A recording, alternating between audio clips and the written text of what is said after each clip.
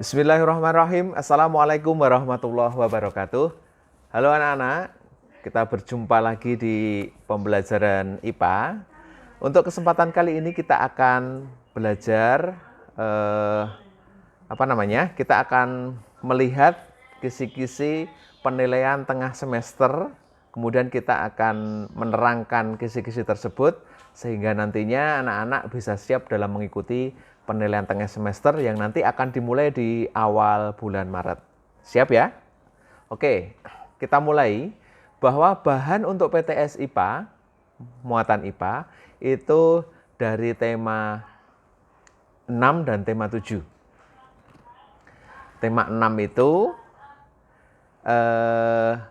berasal dari KD 3.2, yaitu membandingkan siklus hidup beberapa jenis makhluk hidup dan mengaitkan upaya pelestariannya. Kemarin sudah kita pelajari di awal semester 2 ini. Ingat, ada metamorfosis sempurna dan metamorfosis tidak sempurna, serta bagaimana upaya pelestariannya. Itu yang pertama materinya.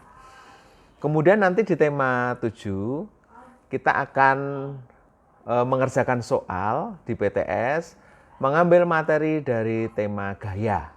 Ya, jadi materinya adalah gaya.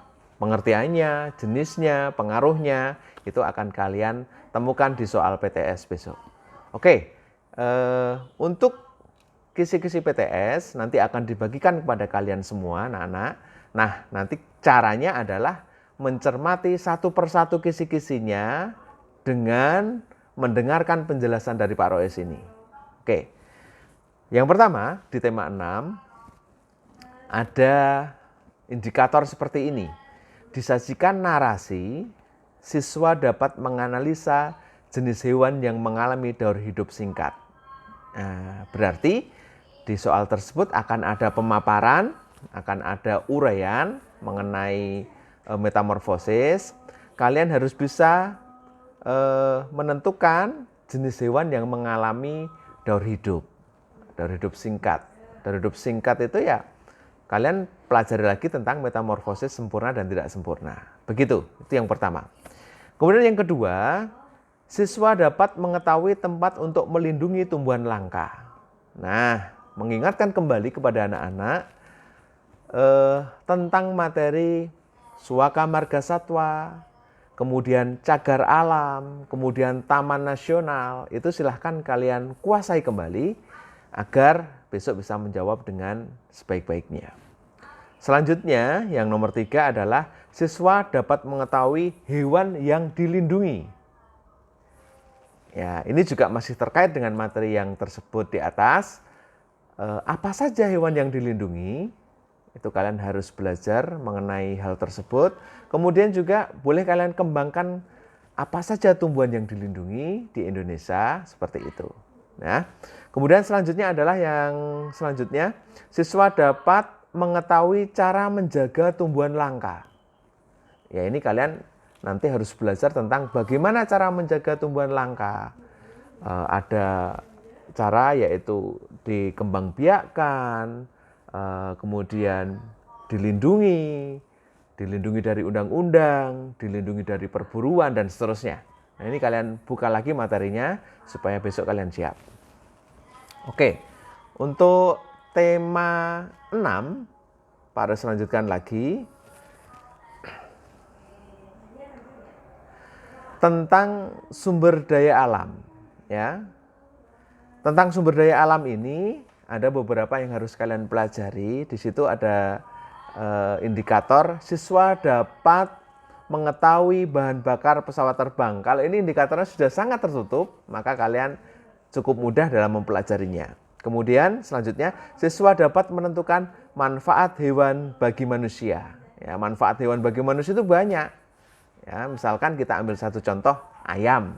Ayam itu manfaatnya untuk apa? Satu, dikonsumsi dagingnya, kemudian telurnya. Kemudian yang kedua misalkan kambing, sama juga dikonsumsi dagingnya, telurnya, kemudian kulitnya dibuat kerajinan dan seterusnya. Itu adalah manfaat dari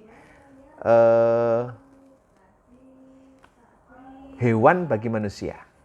Seperti itu. Selanjutnya,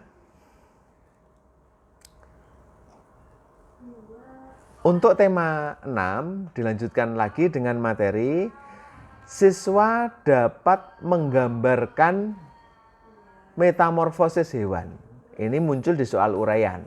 Nah, karena soal uraian, kalian harus mampu menggambarkan metamorfosis hewan. Materinya sudah pada sampaikan, metamorfosis sempurna dan metamorfosis tidak sempurna. Pahami lagi, lihat gambarnya dengan baik karena besok ada soal kalian harus menggambar urutan metamorfosis pada hewan gitu. Kemudian yang selanjutnya yang terakhir di tema 6 adalah siswa dapat menyebutkan contoh sumber daya alam hayati dan non hayati. Nah, sumber daya alam hayati itu berarti yang berasal dari makhluk hidup gitu ya. Kalau yang non hayati sebaliknya.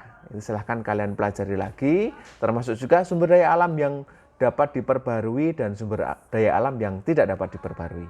Oke, untuk tema 6 cukup. Selanjutnya Pak Res teruskan di tema 7. Tema 7 untuk muatan IPA mengambil kompetensi dasar 3.3, yaitu menjelaskan jenis gaya. Ayo, jenis gaya diingat kembali. Kemarin juga sudah disampaikan oleh Ibu mahasiswa PPL. Jenis gaya ada gaya otot, kemudian gravitasi, kemudian gesek, kemudian listrik, kemudian magnet. Itu yang sudah kita pelajari. Kemudian ada kata-kata dan pengaruhnya pada peristiwa di lingkungan sekitar. Nah, di sini indikator soalnya adalah yang pertama, disajikan ilustrasi benda, siswa mampu menjelaskan tentang gaya dengan tepat. Ilustrasi benda itu artinya mungkin yang dimaksud pembuat kisi-kisi ini ilustrasi kegiatan ya. Karena kalau kita melakukan kegiatan tertentu itu kan sebetulnya ada gaya yang bekerja. Contoh, Pak Res mengangkat barbel, berarti gaya otot yang bekerja kan gitu. Itu ya contohnya. Kalian harus mampu menentukan jenis gayanya. Kemudian yang kedua soalnya adalah disajikan gambar siswa mampu menjelaskan pengertian gaya otot dan pengaruhnya terhadap benda dengan tepat. Itu juga sudah sangat jelas pengaruh gaya otot. Misalkan Pak Res sedang mendorong meja, berarti kan yang bekerja gaya otot. Nah, pengaruhnya apa? Oh, pengaruhnya adalah meja bergerak misalkan. Nah, ini yang harus kalian kuasai. Selanjutnya, disajikan gambar siswa mampu menjelaskan tentang pengaruh gaya magnet dengan tepat. Ya, pertama kamu harus tahu dulu apa itu gaya magnet. Nah, setelah tahu apa itu gaya magnet, kalian harus tahu pengaruhnya apa. Nah, itu. Pengaruhnya misalkan bisa menarik benda atau dalam penggunaan dalam kehidupan sehari-hari di pintu kulkas itu bisa untuk merapatkan pintu kulkas dan seterusnya, gitu ya. Oke, dilanjutkan selanjutnya adalah disajikan gambar pembuatan magnet, siswa mampu menjelaskan tentang pembuatan magnet. Anak-anak, pembuatan magnet itu ada 3. Yang pertama adalah induksi. Induksi itu kata kuncinya, ikuti gerakan tangan Pak Roes, induksi itu didekatkan. Jadi ini magnet, ini benda, besi misalkan, maka benda besi ini bisa menarik benda-benda kecil lain. Itu namanya pembuatan magnet dengan cara induksi, artinya didekatkan. Magnet didekatkan dengan besi sehingga besi bisa menarik benda lain. Ini namanya cara pembuatan dengan induksi. Nah, ini kata kunci ya. Baik. Yang kedua, cara pembuatan yang kedua adalah gosokan atau digosok. Ini besi, ini magnet. Caranya adalah digosok searah. Digosok searah. Ya, seperti itu. Kemudian yang ketiga adalah dengan cara elektromagnet atau dialiri listrik. Ini simbolnya ya, dialiri listrik. Dialiri listrik itu adalah sederhananya paku diberi lilitan kumparan, kemudian dihubungkan dengan baterai. Yang sini plus, yang sini min, gitu ya. Sehingga paku ini bisa dialiri oleh listrik sehingga bersifat sebagai magnet. Ingat, 3 macam cara ini sifat magnetnya adalah sementara. Begitu ya. Oke. Ingat, induksi, gosokan, elektromagnet. Gitu. Nah, selanjutnya adalah disajikan gambar ilustrasi jenis gaya, siswa menentukan jenis gaya yang benar. Ini juga hampir sama dengan tadi yang pertama, sehingga tidak harus jelaskan lagi. Selanjutnya adalah mencermati gambar-gambar alat transportasi, siswa mampu menjelaskan penyebab alat tersebut dapat digunakan sesuai fungsinya dengan benar. Nah, ini mungkin nanti kaitannya dengan gaya juga. Kenapa kok alat tersebut bisa digunakan dengan benar? Pengaruh gayanya seperti apa?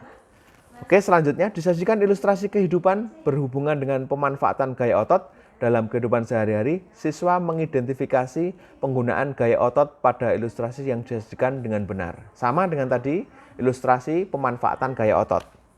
Selanjutnya disajikan gambar 2 buah magnet dengan kutub sama. Siswa menentukan peristiwa yang terjadi dengan kedua kutub yang didekatkan tersebut dengan benar. Ayo ingat, sifat magnet adalah jika kutubnya senama, yaitu U dengan U, atau utara dengan utara, atau selatan dengan selatan, maka dia akan saling tolak menolak. Nah, gitu ya. U sama U berarti kan senama, atau S sama S mereka akan saling tolak menolak. Nah, ini tolak menolak. Kemudian kalau tidak senama, ini U, ini S, maka akan tarik menarik. Itu sifat magnet. Begitu ya. Boleh disimpulkan bahwa magnet yang senama maka akan tolak menolak, magnet yang tidak senama maka akan tarik menarik. Oke. Lanjut. Disajikan gambar pemanfaatan gaya dalam aktivitas sehari-hari. Siswa menentukan jenis gaya berdasarkan gambar yang disajikan dengan benar. Ya, ini jelas aktivitas dalam kehidupan sehari-hari. Misalkan saya memanah, gini ya. Ditanya, gaya apa yang bekerja? Jawabannya adalah 1, gaya otot. Nih, otot menarik busur panah, gitu ya. Kemudian yang selanjutnya, ketika panah kita rentangkan, maka akan bertambah panjang toh. Nah, ketika kita lepas, maka akan kembali ke bentuk semula. Di sini juga ada gaya lain, yaitu gaya pegas. Nah, itu. Hampir sama dengan ketapel juga. Ketapel juga sama, gini. Kita tarik gaya otot, lepas, bisa kembali ke bentuk semula. Karetnya itu berarti gaya pegas. Ini contohnya. Kemudian, selanjutnya disajikan gambar penggunaan gaya. Siswa dapat menjelaskan hubungan antara tekstur permukaan benda dengan gaya gesek dengan tepat. Ayo, ini diingat. Gaya gesek. Jadi, gaya gesek itu ketika permukaannya ini kasar, maka gaya geseknya besar. Ketika permukaannya licin atau halus, maka gaya geseknya sedikit. Contoh sepatu, ya. Sepatu. Maaf, Pak Res ambil contohnya. Ini sepatunya. Ini kan ada alur-alur, nih ya. Tidak mungkin ini halus. Kenapa? Agar kita tidak terpleset. Karena ini digunakan untuk memperbesar gaya gesek. Ingat, memperbesar gaya gesek. Kalau ini halus, tidak ada alurnya ini, maka akan licin digunakan. Gitu ya. Berarti gaya geseknya kecil. Begitu ya anak-anak ya.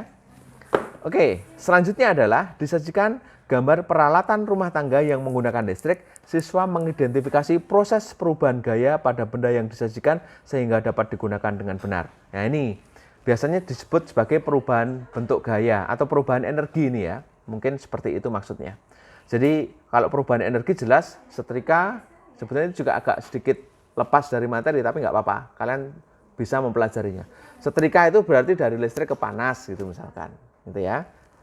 Kan ada perubahan gaya pada benda yang disajikan sehingga dapat digunakan dengan benar. Nah, ini nanti kalian silahkan dipelajari lagi materinya. Satu materi yang harus kalian pelajari adalah materi metamorfosis.